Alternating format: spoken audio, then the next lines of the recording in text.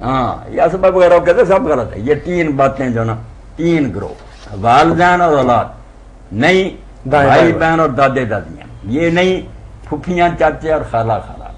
اب ہمارے یہاں حضرت عمر رضی اللہ عنہ کہتے ہیں یار میں بڑا حیران ہوں کہ پھپھی کی وراثت بھتیجا لے لیتا مگر پھپھی کو کسی صورت میں نہیں ملتی. وہ کہتے ہیں عجیب، اسی لیے کہ سمجھتے ہی تو وراثت کیوں نہیں پھپھی کو ملے گی. یہ ہے جو اس نے ابو زہرہ نے لکھی ہے.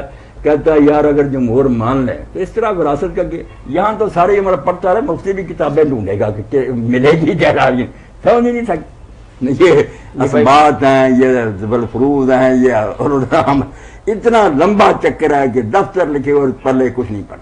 پرویز نے یار اسلم جہرات پوری نے مذاق اڑایا کہ یہ قانون بنا تھا قریبی کے ہوتے دور والا نہیں لے گا.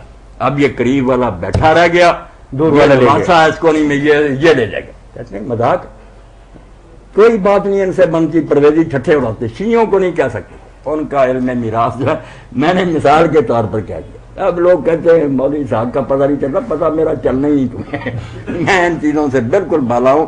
میرے نزدیک ظاہری ہوں حنفی ہوں جو بات دلیل سے کرتا ہوں.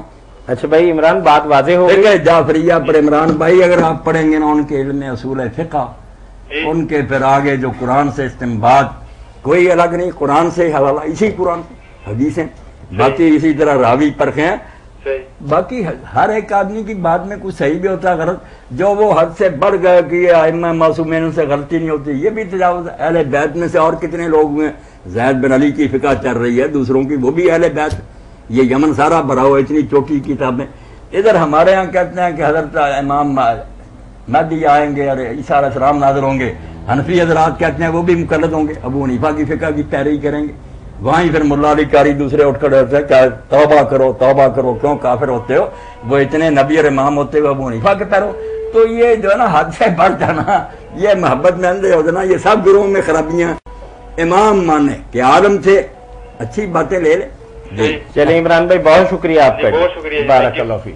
اس خوبصورت جواب کے ساتھ ہی اللہ کہ ہمیں سب کا پڑھنا چاہیے، سب کا، اور سب علماء کی عزت کرنی چاہیے، اور اگر کوئی بات قرآن و سنت کے خلاف ہو تو اس کی قدر و منزلت کے اندر کوئی کمی نہیں آتی.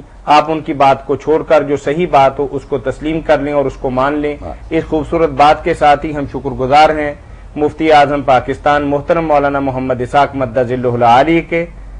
فتاوی آن لائن مرکز الحرمین الاسلامی ستیانہ روڈ فیصل آباد کی پیشکش تھی. اس کے ساتھ ہی اس پروگرام کے میزبان میاں طاہر اور فتاوی آن لائن کی پوری ٹیم کو اگلے اتوار تک کے لیے اجازت دیجیے. اللہ حافظ.